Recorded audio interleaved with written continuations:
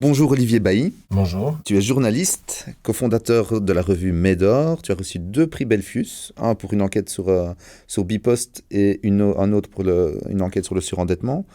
Qu'est-ce qu'on peut ajouter à cette brève description? Ça m'a l'air déjà assez complet. Ça fait en effet 15 ans que je suis journaliste indépendant pour divers médias. J'écris des romans également. Je donne cours en tant que professeur invité à l'IEX, donc une école de journalisme. Et voilà. Et j'ai pas de thématique particulière. Je suis pas spécialisé ni en économie, ni en culture, ni en politique. Je fais plutôt des sujets sociétaux au gré des rencontres en fait. Ok, j'imagine que dans toute cette activité, dans toutes ces activités, il y en a une qui doit te prendre quand même pas mal de temps, c'est Médor. Mhm. Est-ce que tu peux nous raconter un peu l'histoire, la genèse, le projet pourquoi Médor? Alors la genèse, ça commence avec un SPAC Bolo en 2012, au mois d'août 2012, où on est une quinzaine de personnes autour d'une table. On est ce qu'on appelle peut-être pompeusement des producteurs de sens, c'est-à-dire qu'il y a des journalistes, mais il y a aussi des metteurs en page, il y a des photographes, il y a des gens qui s'occupent de la communication, et on se pose la question de créer un média. Alors je pense que l'initiative venait surtout d'une démarche avant tout journalistique, et de se dire ce que l'on a envie aujourd'hui d'offrir à la société belge en termes de production d'informations, on n'arrive pas ou on n'arrive plus à pouvoir le remettre à des médias existants pour qu'ils le prennent et qu'ils le publient. C'était des questions, alors certainement d'argent, très clairement, mais également de place, où à un moment donné, on voulait faire plutôt des longs reportages ou des enquêtes, et on ne trouvait plus la place dans les médias, notamment presse écrite en Belgique. Et du coup, on a décidé de créer un média. On l'a beaucoup réfléchi, ça nous a pris 2 ans. On a décidé de l'adosser à une coopérative. Donc la coopérative a été créée en 2014 et on a tout de suite pris le pli de ne pas vouloir créer un média sur base de bénévolat.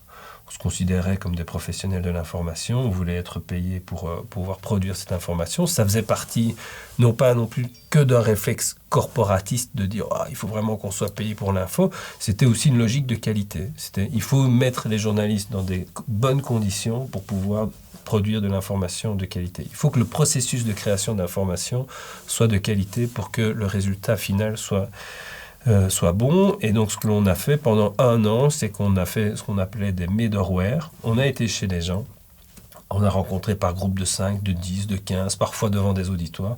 Et on a expliqué le projet, un peu à la manière d'un restaurant, où on ouvre le resto, on vous montre la salle, on vous montre comment on paye les serveurs, on vous montre comment le cuistot va chercher ses recettes, comment il partage ses recettes, comment il les construit, comment elles évoluent. On vous montre le menu. Et par contre, si vous voulez manger, on vous demande de payer votre plat avant, parce que justement pour pouvoir payer le cuistot, le serveur et ainsi de suite. C'est ce que l'on a fait avec Médor. Et donc avant même la première sortie, la sortie du numéro 1, qui était en novembre 2015, on avait 1500, 1700 abonnés et on avait, alors le nombre de coopérateurs, je ne me souviens plus exactement, on devait en avoir 300-400 à ce moment-là. Donc ça, Ok. c'est la naissance de Médor, voilà. Et donc tu parles d'un titre qui est adossé à une coopérative. Euh, Elle est organisée comment cette coopérative? Alors la coopérative, elle est organisée avec 2 chambres. Il y a la chambre des fondateurs, où là on est 19, et il y a la chambre des coopérateurs, où là ils sont environ 1000 à présent. Et c'est lorsqu'il y a des décisions, les 2 chambres doivent valider les décisions. Alors pourquoi on a fait la chambre des fondateurs? C'est pour pouvoir protéger l'objet social de Médor. Si demain une société pharmaceutique ou autre décide de prendre la main sur la coopérative en envoyant 300 personnes, les parts sont à 20 euros, donc ce n'est pas un gros investissement pour eux. Ils peuvent le faire et très rapidement modifier l'objet social du titre, qui est un titre qui travaille sur la Belgique, qui fait des reportages, de l'investigation et des portraits plutôt sur du long. Et donc on a gardé, et avec un aspect évidemment journalistique important, donc on veut garder cette ligne-là. Et la structure de la coopérative est construite de telle manière à ce que la participation soit tout de même démocratique, c'est 20 euros la part, elle soit réelle. Les coopérateurs ont véritablement la possibilité de participer. Ils montent aussi au conseil d'administration de Médor, donc il y en a 3 sur 7 qui y sont pour l'instant. Mais on a aussi fait en sorte que les fondateurs puissent garder la main sur l'objet social du projet. Peut-être un mot sur la coopérative, parce qu'on avait beaucoup hésité. Ouais.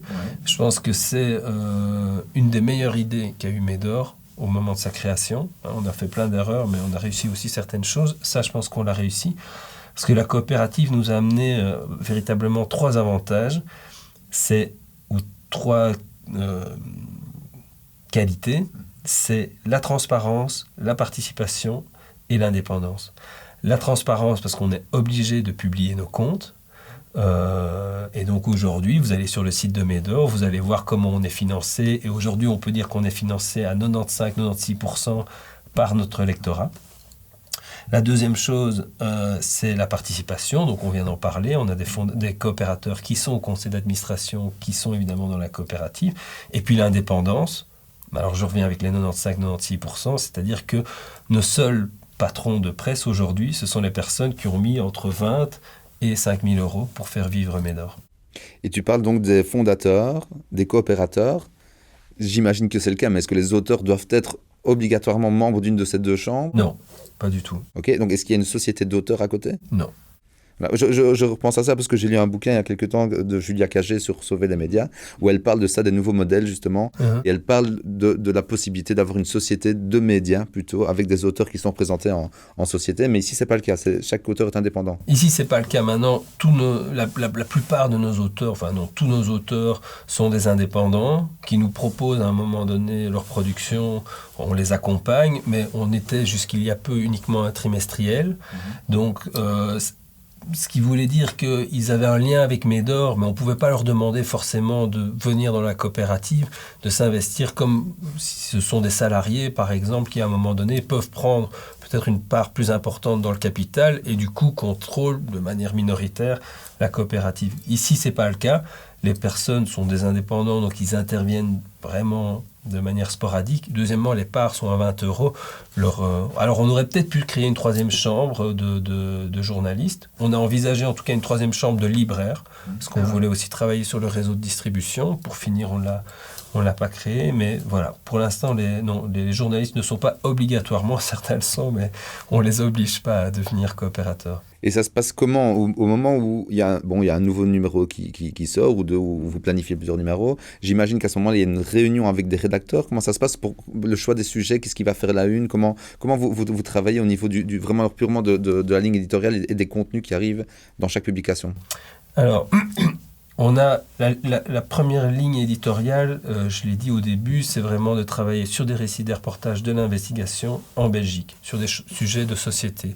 À partir du moment où on est dans ce cadre et où c'est du journalisme, tout sujet est acceptable, que ce soit du sport, de la mode, du politique, de l'économie, peu importe. Ensuite, on a 2 canaux essentiels pour avoir des propositions. Il y a notre site où on reçoit entre 40 et 50 propositions de sujets par mois. Alors ce ne sont pas forcément des journalistes, c'est surtout des personnes qui nous disent ce serait intéressant peut-être d'aller voir de ce côté-là, de travailler sur telle personne, de travailler sur telle structure, parce que je pense qu'il y a un sujet. En fonction bien souvent de la qualité de l'information et de la qualité de l'informateur, on se met en route ou pas. Et ensuite, on a des propositions de journalistes qui viennent vers nous et qui nous disent « Moi, je souhaiterais travailler sur tel ou tel sujet ». Là où on fait attention, c'est véritablement... moi, je suis peut-être plus sensible à cette dimension que d'autres au sein de Médor. On est attentif à faire un journalisme véritablement de l'offre. C'est-à-dire que je vais m'expliquer, je n'ai aucun intérêt pour ce que souhaite le lecteur. Parce que j'ai une grande estime pour le lecteur et parce que je considère qu'il peut s'intéresser à l'ensemble des sujets qu'on va lui proposer, si on les propose dans un cadre, c'est-à-dire avec un véritable travail qualitatif d'investigation, le journaliste a passé du temps. Mais qu'on lui propose un sujet sur l'adoption, un sujet sur Didier Reinders, un sujet sur les plasmas, un sujet sur les écoles type Steiner, je considère qu'à un moment donné, on a un lecteur qui est suffisamment ouvert pour pouvoir découvrir ces sujets. Et donc on n'essaye pas d'anticiper la demande, de se dire bon, c'est quand même la Coupe du Monde, alors on va faire un sujet foot. Tiens, c'est quand même la fête de fin d'année, donc on va faire un sujet sapin. Et que sais-je, c'est la rentrée, donc on va faire un sujet école. Je pense que ce genre de réflexe qu'on retrouve dans beaucoup des médias, d'un moment donné, d'essayer d'anticiper une envie d'une opinion publique est vraiment contre-productive et ne permet pas justement de découvrir de nouveaux sujets. Ce que l'on ramène souvent avec Médor, c'est de dire, en tout cas, on a découvert voilà, telle chose que l'on ne connaissait pas. On a eu un papier sur les Qataris à Verviers, ou à Eupen, on nous a fait un retour, même s'il y avait le club de foot. On a été beaucoup plus loin dans la présentation. On voit bien qu'on a des retours à un moment donné de lecteurs qui nous disent, on découvre le sujet. Et déjà, rien que le fait de le découvrir fait que voilà, c'est quasi gagné. La personne apprend beaucoup de choses. Ouais, d'ailleurs, comme tu en parles, en fait, c'est aussi un constat que j'ai pu faire. C'est vrai que dans les structures médiatiques, je pense qu'il n'y a pas plus hiérarchisé et plus pyramidal que comme structure, hein, où c'est vraiment du chef au sous-chef en partant jusqu'en bas. Et du coup, il y a peut-être aussi une dilution des responsabilités quand on est tout en bas et qu'on doit remonter à l'info. Et donc, chez Médor, on a l'impression que là, vous avez plutôt privilégié un modèle plutôt horizontal, plutôt participatif, avec toutes les personnes qui participent à la création de la revue. Alors, le plus possible, c'est vrai. On s'est aussi organisé. Alors, on a une hiérarchie, mais une hiérarchie qui est tournante. C'est-à-dire qu'on est et qui essaye d'être tout de même la plus ouverte possible dans la discussion. Donc, on est 5 pilotes qui sont des rédacteurs ou rédactrices en chef. Et on a des rôles tournants, c'est-à-dire que à chaque numéro de Médor, ou pour le web maintenant, on a un ou une responsable, mais c'est pour un temps défini. Donc ça permet ce que l'on dit souvent, de plutôt que ce soit les arguments qui décident plutôt que la hiérarchie. À aucun moment on peut dire tu te tais, parce que 3 mois plus tard c'est toi qui devras te taire. Et en même temps, on a tout de même une hiérarchie d'un instant qui permet qu'une personne tranche au bout d'un débat, qui permet de dire à un moment donné. Et ça permet aussi, je pense qu'on a, en tant qu'être humain, on a aussi à un moment donné nos centres d'intérêt, on est aussi sensible à plusieurs sujets, et à d'autres on l'est moins. On n'arrive pas toujours à s'arracher de notre condition, et ça permet justement aussi d'avoir à chaque fois de l'air frais en fait. À un moment donné, des gens qui viennent avec d'autres centres d'attention, et qui permettent de... Mais moi, là, le Médor de décembre, je vais le découvrir, je ne connais pas les sujets qui sont dedans, et si ça tombe, je n'aurais pas accroché a priori à ces sujets. Et je suis presque dans la position alors du lectorat où les autres pilotes ont fait confiance à mon intelligence ou à ma curiosité et pour que j'apprécie le numéro de décembre.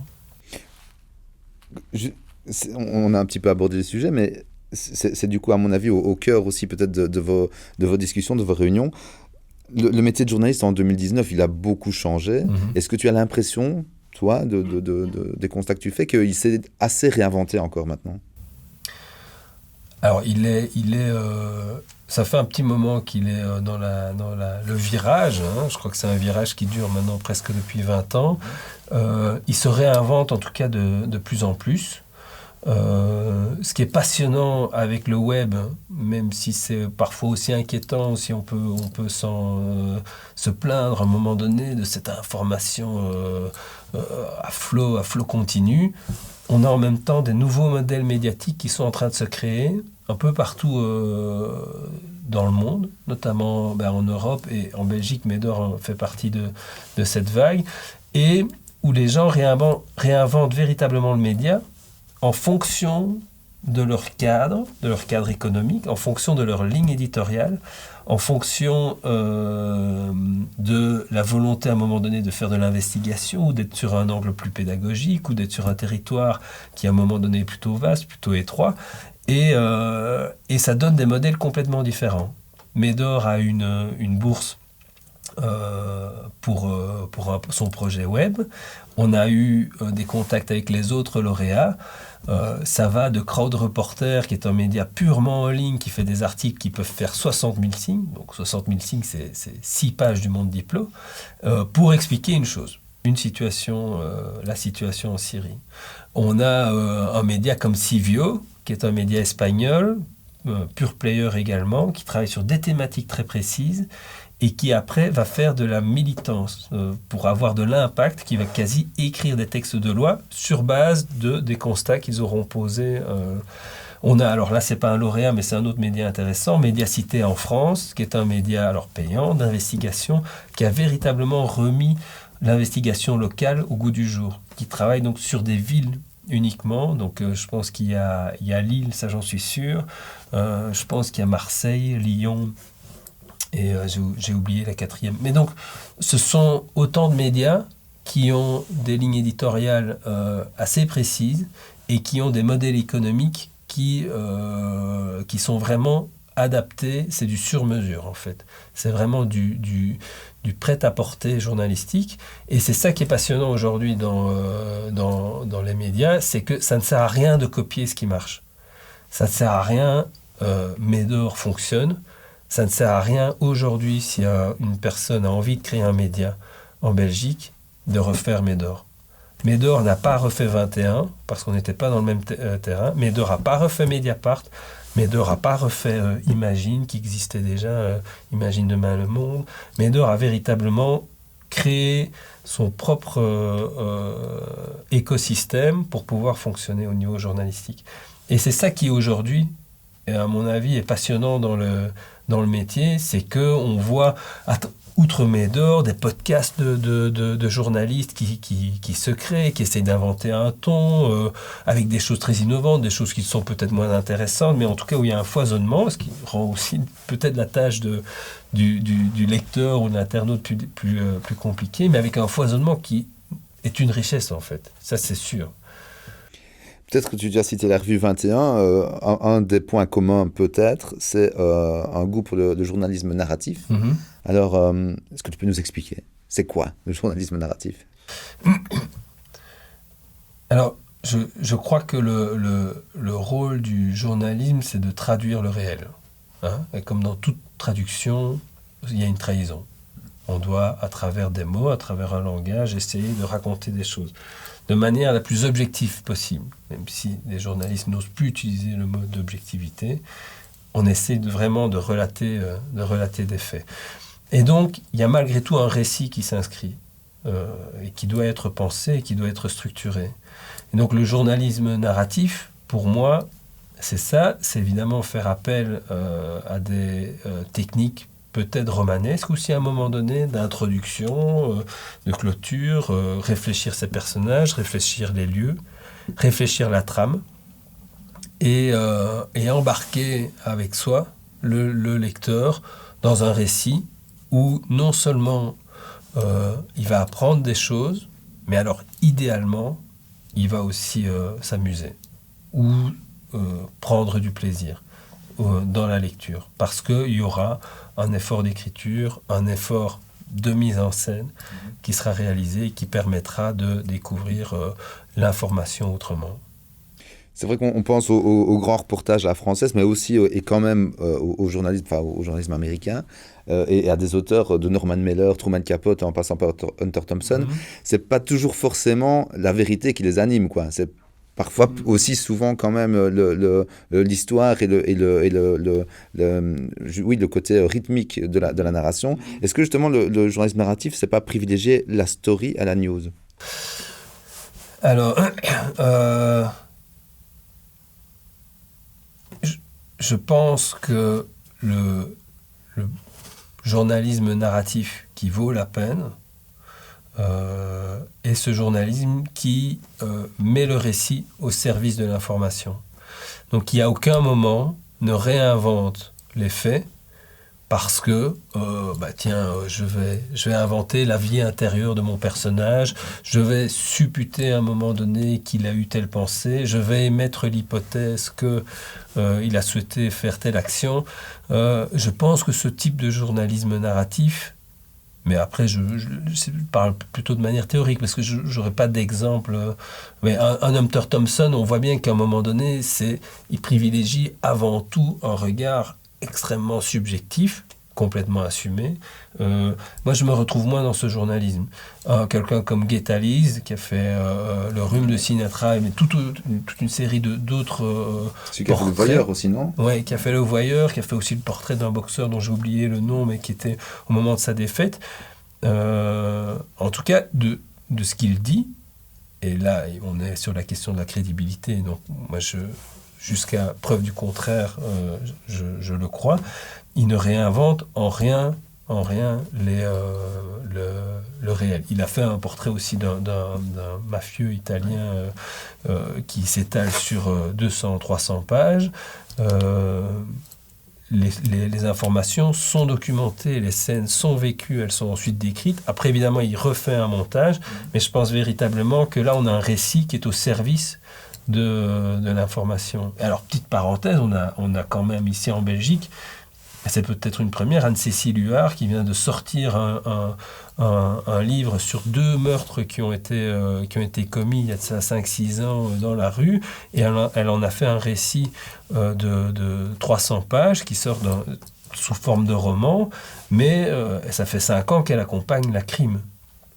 Et là, je pense aussi que c'est un travail, alors où elle a fait un gros travail narratif pour embarquer avec elle le lecteur, mais les faits sont non négociables en fait.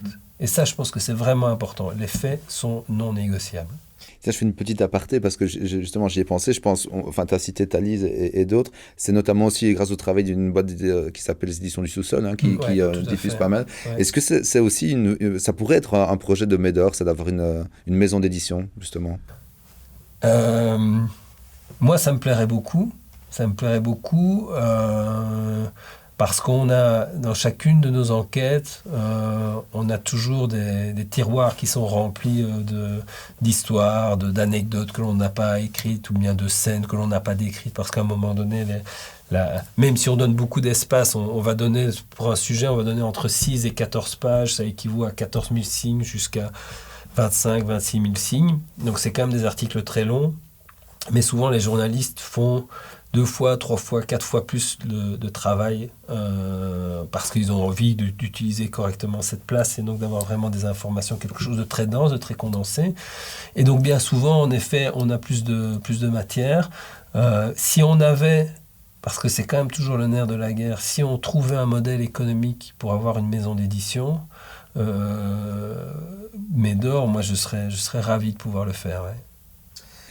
Juste pour clôturer, parce que du coup j'ai fait cette petite aparté, par rapport au journalisme narratif et par rapport au storytelling, au-delà du fait d'éventuellement, mais ça tu as répondu, de perdre pied avec le réel, est-ce que c'est pas un peu faire le jeu d'un capitalisme pur et dur qui voudrait en fait de dire, tiens, on met en scène le réel pour en faire un produit de consommation?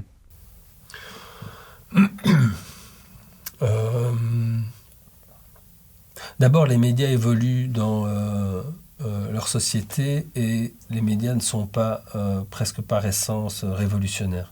Ils sont tout de même souvent le reflet, notamment les médias traditionnels, mais ceux qui se disent alternatifs ne sont jamais que le reflet de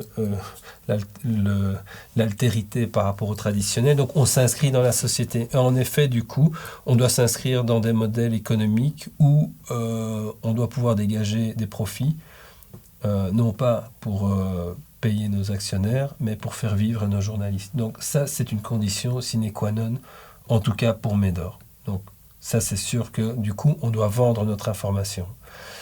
On pourra revenir sur la fracture que cela provoque, puisque Médor est à un certain coût, et à un coût certain.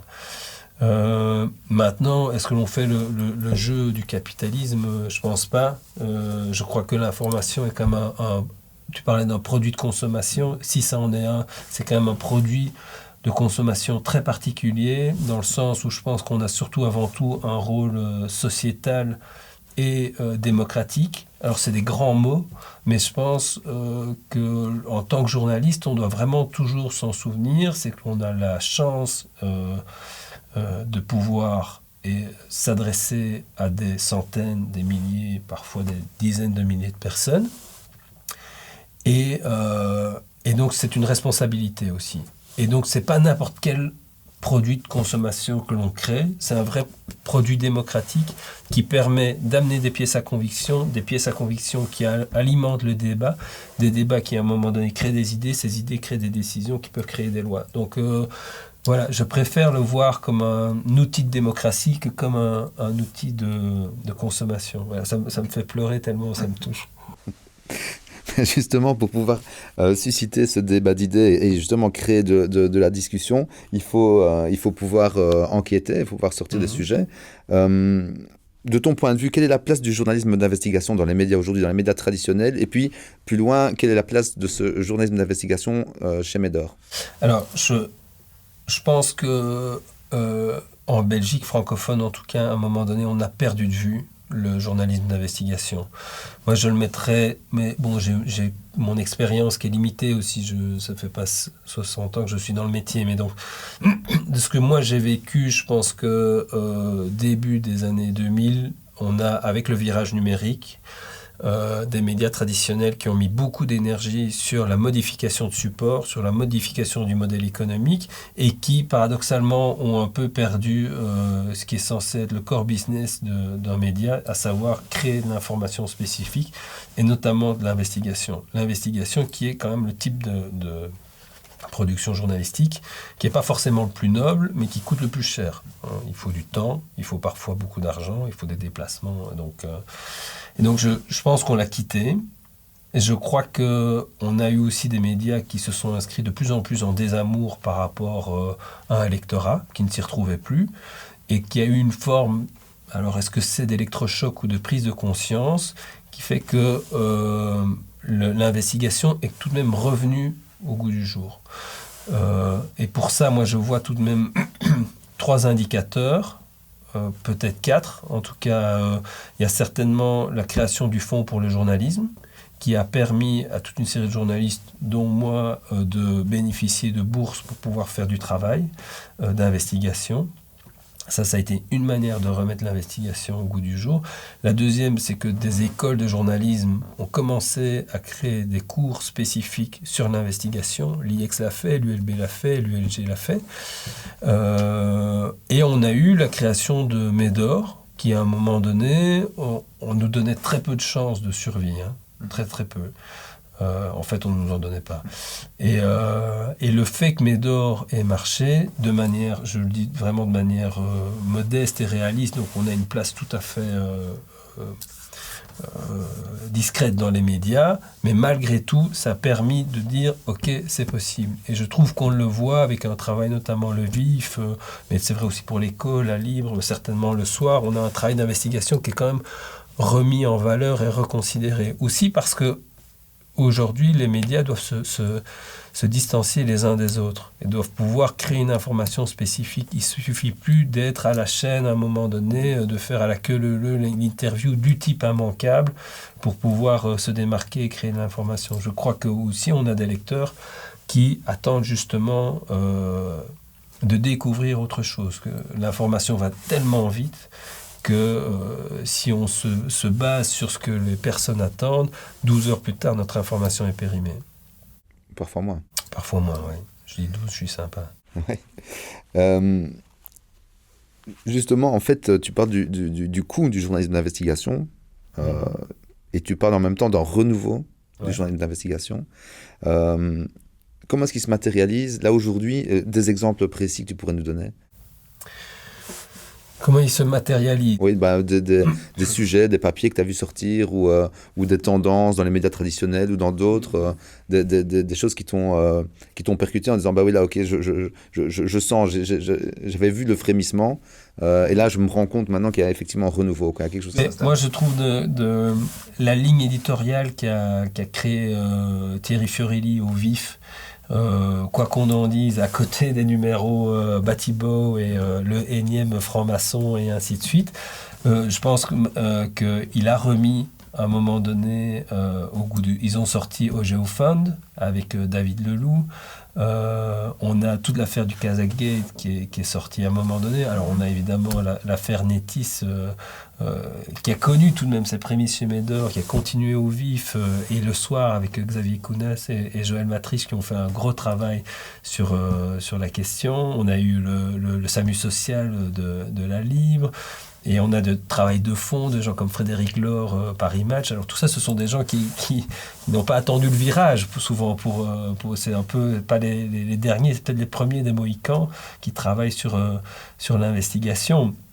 Mais on a tout de même... Et alors, il y a Médor aussi, qui est avec quelqu'un...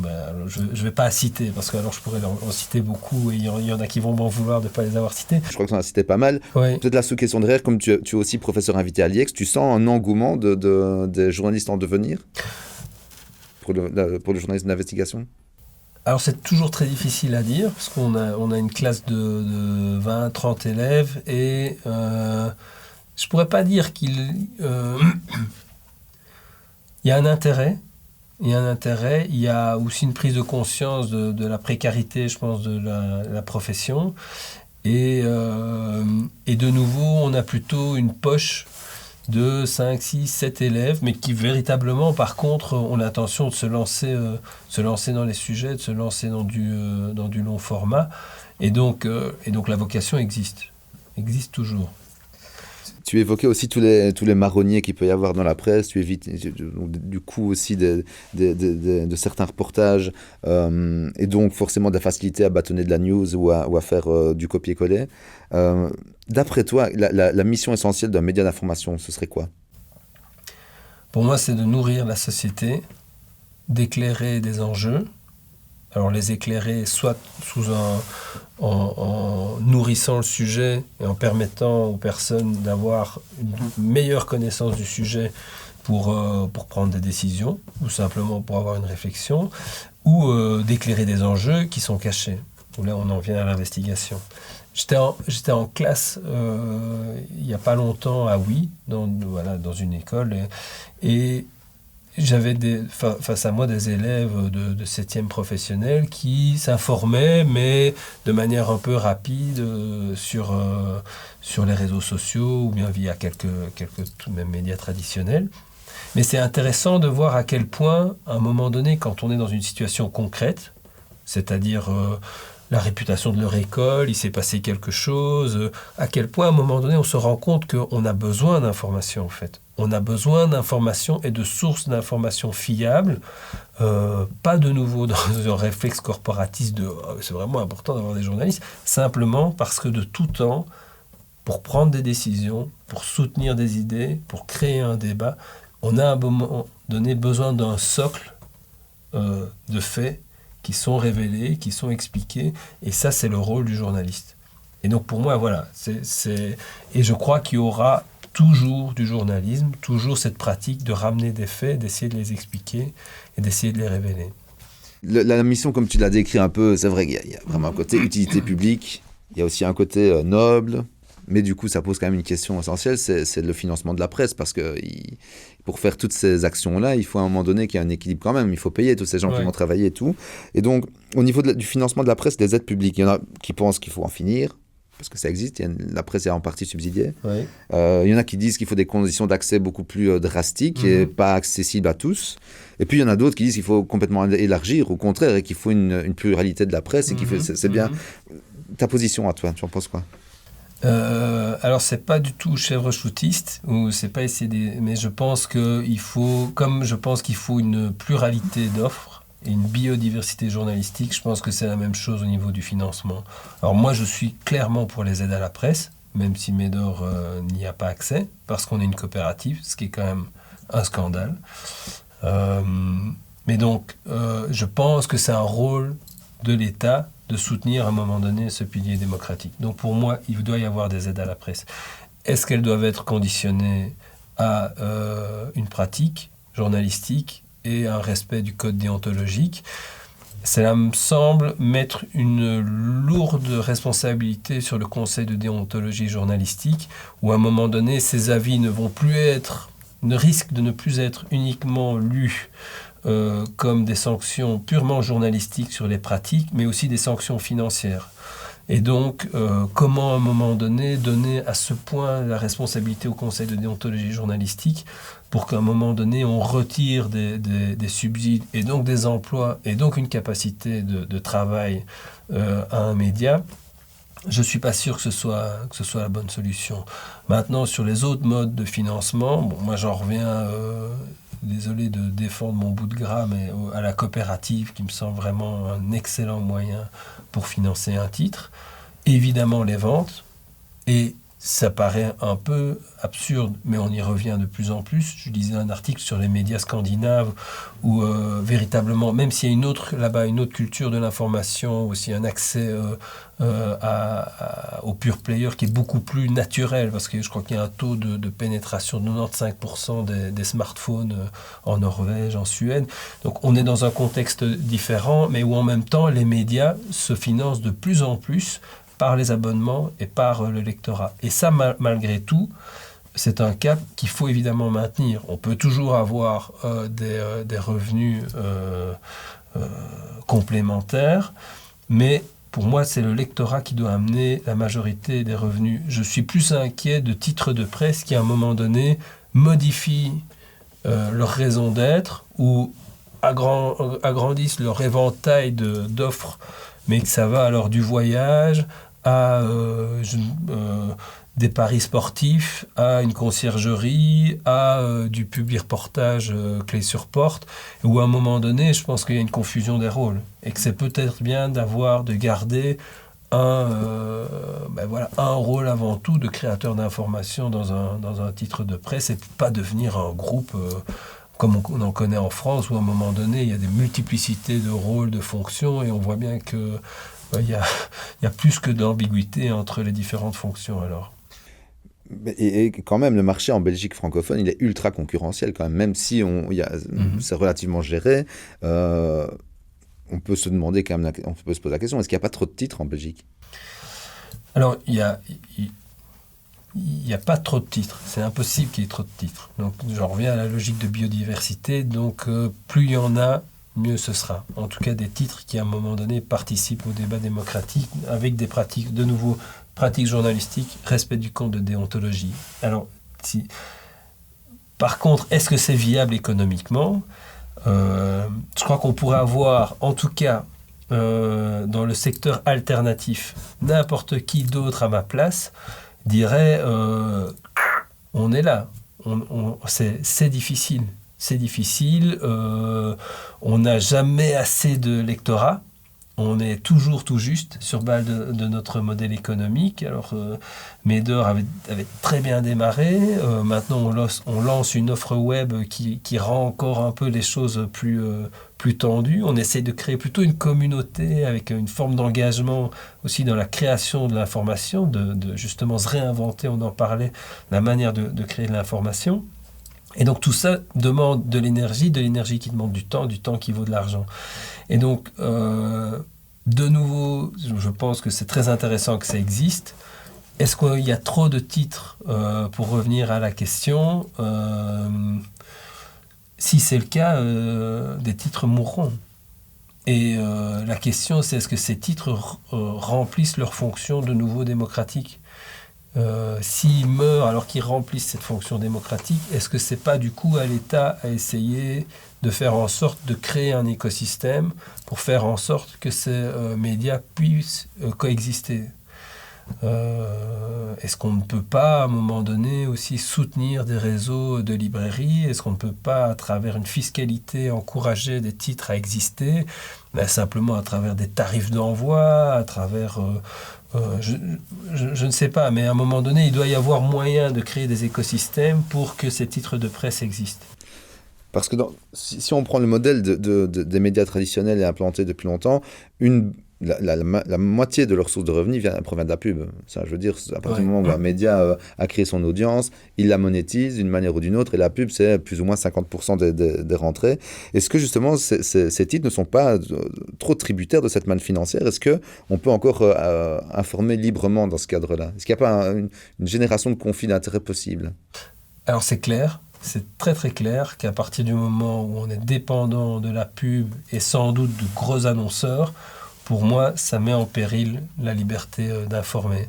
Alors, je ne pense pas que ce soit au niveau des journalistes, qui sont plutôt des têtes dures, voire même pas au niveau des rédactions en chef, mais bien souvent, ça se joue dans d'autres sphères où, à un moment donné, il y a des logiques d'influence et de connivence qui font que certaines informations vont sortir de manière plus difficile ou, lorsqu'elles sortent, qu'il va y avoir quelques coups de téléphone qui vont faire en sorte qu'il va y avoir une menace de retirer tel ou tel annonceur. On l'a vécu avec le cas de Netis et de vous. Je pense que le soir, en sortant des informations, avait eu ce type de, non seulement de menaces, mais qui ont été mis à exécution.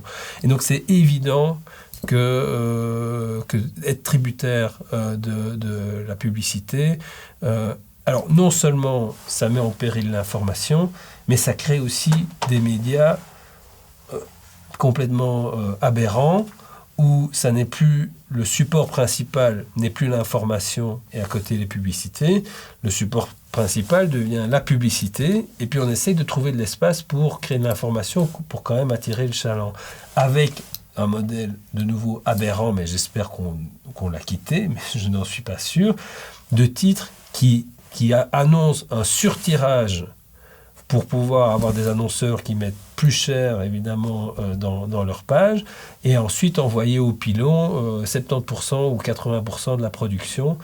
Mais peu importe, puisque le tirage était de 200 000, les annonceurs auront payé, le papier ne coûte pas encore si cher que ça, et donc ça permet à un moment donné de créer un modèle économique qui est aberrant au niveau écologique, qui au niveau de l'information ne donne rien du tout, et qui au niveau des annonceurs, pour finir, ils se retrouvent aussi tout de même perdants dans l'histoire.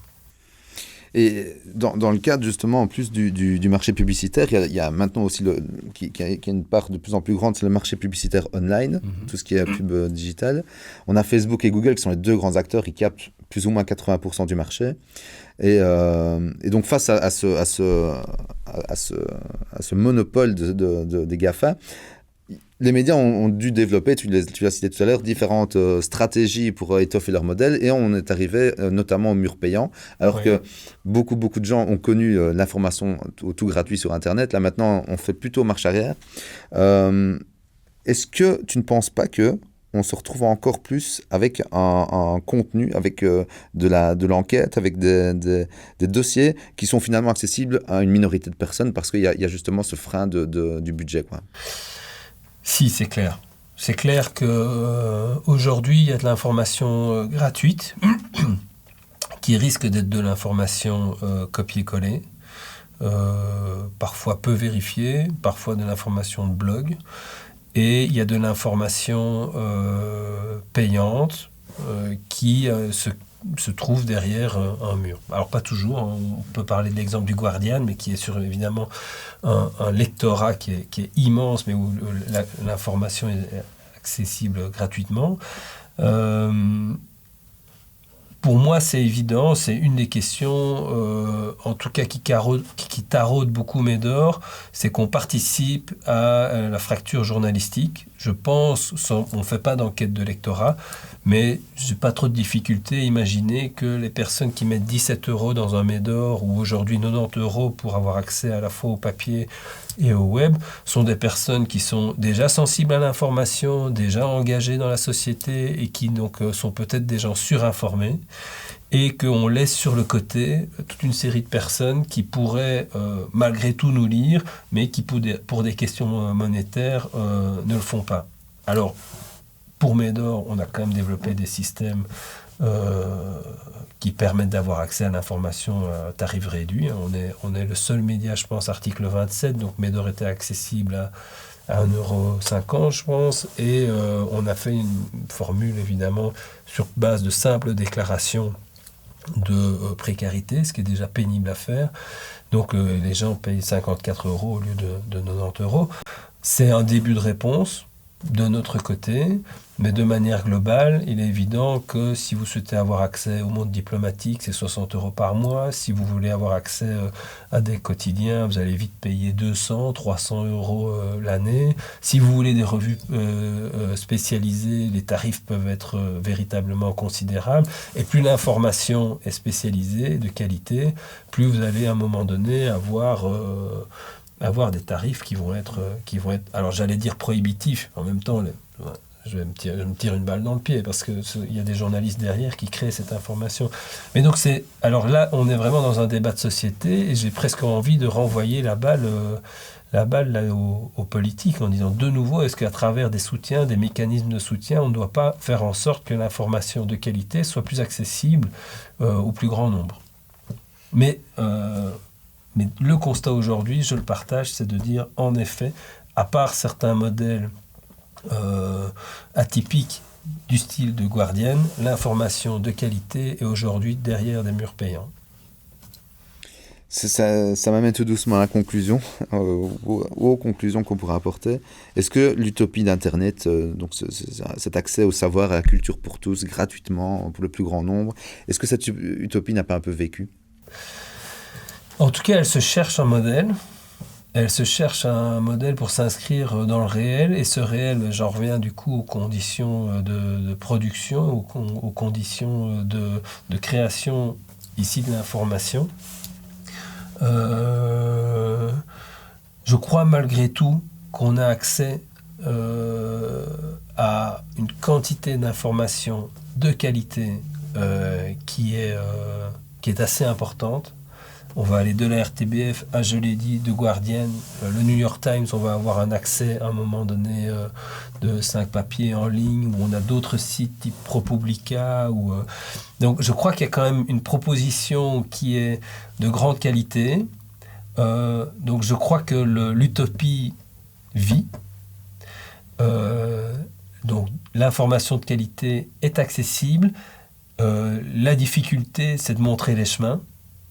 De permettre aux gens d'y avoir accès, pas juste en cliquant, mais peut-être en les accompagnant dans la lecture, en rendant aussi certaines lectures moins arides, plus accessibles, pourquoi pas plus ludiques, avec d'autres formes, d'autres supports. On a parlé beaucoup de l'écrit ici, parce que moi je m'inscris plus dans l'écrit, mais Internet propose en termes d'infographie, de création à un moment donné journalistique, des créations beaucoup plus novatrices. C'est très vaste en fait. Et donc peut-être que là, il y a encore d'ici 5-10 ans, avec un papier qui va être de moins en moins présent et de l'information qui va être de plus en plus sur le net, on va continuer à se réinventer, on va avoir des formes de plus en plus créatives et peut-être, je l'espère, plus démocratiques, à la fois dans le financement, mais aussi dans l'accès à cette information, sans tomber dans de la simplification à outrance, sans tomber dans du buzz ou du putaclic comme on a pu vivre, ou de la réécriture stylistique comme on peut voir, où on a des titres qui soi-disant n'appellent qu'une chose, c'est que l'on clique sur, et donc ça modifie même la manière dont on écrit, et ça la modifie en l'appauvrissant, quoi. On arrive vraiment dans un style un peu pitoyable au niveau du web. Enfin, une dernière question. Qu'est-ce qu'on peut souhaiter à Médor pour la suite ? Alors, à court terme de vivre, et à moyen terme, à long terme, ou à la fin de sa vie, d'avoir eu de l'impact sur des enjeux de société. Merci Olivier. Merci à toi. Oh, I've been running from the law.